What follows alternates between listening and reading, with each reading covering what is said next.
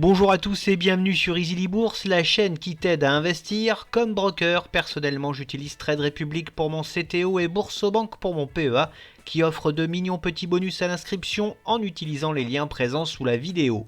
Aujourd'hui je te retrouve pour l'analyse express de la société Esso, ticker ES. Esso est la filiale du groupe ExxonMobil qui est spécialisée dans le raffinage et la distribution de produits pétroliers. La société propose des carburants et des lubrifiants gaz et diesel, aéronautiques et marins. Son principal marché est la France avec 85% de son CA, le reste étant réservé pour l'export.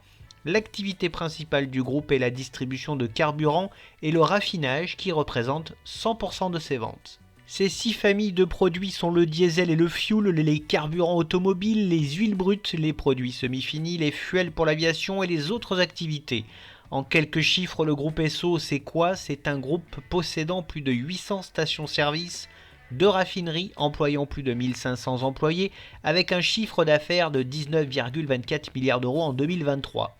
Côté actionnariat, ses 3 principaux actionnaires sont ExxonMobil avec plus de 83% des parts, Montagne Capital et HMG Finance. Voyons maintenant ensemble les principaux fondamentaux du groupe. Voici tout d'abord son cours de bourse lors des 5 dernières années. Le titre a connu une ascension vertigineuse depuis 2 ans avec un gain de 177% en 1 an et 156% en 6 mois.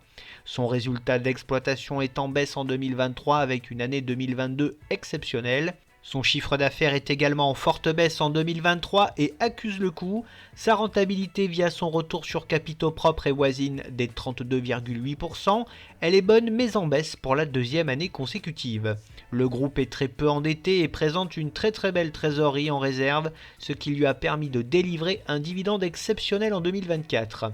Son free cash flow est très confortable lui aussi et connaît une augmentation spectaculaire. Son bénéfice net par action est élevé en 2023, mais il est en baisse. Sa marge nette est voisine de 3,52% en baisse et assez faible en 2023. Sa marge d'exploitation est voisine des 3,72%. Elle reste faible et en baisse en 2023. Son PER est assez peu élevé, mais le titre semble fortement surévalué. Concernant sa droite de régression, le titre est totalement décorrélé de sa valeur théorique suite à son impressionnante chevauchée haussière. En comparant son cours à l'indice Lyxor UCITS 440, l'on constate qu'il surperforme cet indice depuis un peu plus de 2 ans. Le groupe procède à une redistribution très raisonnable mais qui se révèle très irrégulière avec un payout ratio voisin des 23% en 2024. Son dividende est très irrégulier et peu fiable, il a exceptionnellement été haut en 2024 avec 12 € offerts aux actionnaires et un rendement de 1,68%. Ces résultats sont moins favorables depuis fin 2023 avec une baisse globale de la demande en carburant. Les analystes sont très partagés entre la vente et la conservation du titre. Le titre ayant connu des sommets dernièrement, un retracement vers les 112 € est envisageable comme objectif. Synthétisons tout cela, le groupe a plutôt un bilan financier robuste, une profitabilité qui reste intéressante, mais sa valorisation est élevée aux yeux des investisseurs. Passons maintenant aux atouts de ce groupe. C'est un spécialiste du raffinage et de la distribution de produits pétroliers qui occupe une place importante dans le dispositif énergétique français. Il est tout simplement le 2e raffineur de pétrole brut derrière Total Energy en France. Sa situation financière est très avantageuse avec une poche de cash de plus de 1 milliard d'euros, ce qui lui a permis d'être très généreux avec ses actionnaires cette année. Le groupe a énormément profité de l'envolée des marges de raffinage suite au conflit ukrainien. C'est aussi une filiale du géant pétrolier ExxonMobil qui est très bien gérée et qui possède des actifs de qualité, qui se tourne également vers la mise au point de biocarburants de nouvelle génération. Côté faiblesse du groupe, il y en a quand même quelques-unes. Son secteur est assez cyclique et ses résultats traduisent des difficultés à maintenir ses marges. C'est une valeur très spéculative avec un dividende très aléatoire. Dans cet environnement économique incertain, la demande de produits raffinés et ses marges de raffinage sont en train de baisser.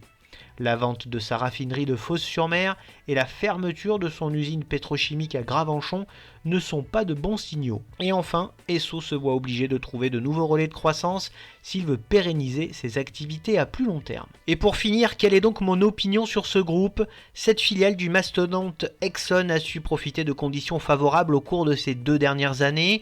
Toutefois, la baisse de la demande progressive attendue d'ici 2030 devrait fortement impacter ses marges de raffinage qui ne sont déjà pas hyper élevées. Je n'ai plus d'Esso en portefeuille après l'avoir revendu un peu trop tôt au printemps 2024. Pour ma part, je ne compte pas y revenir à court terme. C'est un titre que je trouve très spéculatif et qui est en cours de correction depuis ses plus hauts atteints au mois de mai. Un retour vers les 112 € dans un premier temps me paraît fort probable, mais je ne suis pas certain que ce soit une opportunité d'achat. Bien entendu, cette vidéo ne reflète que mon propre ressenti et n'est sûrement pas un conseil d'investissement, ni d'achat ou de vente. Je n'encourage personne à investir dans ce titre sans avoir étudié de près ses fondamentaux. Bref, n'oublie pas de liker la vidéo si elle t'a plu et à t'abonner à la chaîne. Pour te tenir au courant de toutes les dernières nouveautés de mes investissements, tu peux également me retrouver sur Facebook, Twitter et Instagram. Je te retrouve avec plaisir prochainement pour de nouvelles analyses et n'oublie pas en attendant qu'investir, c'est préparer ton avenir.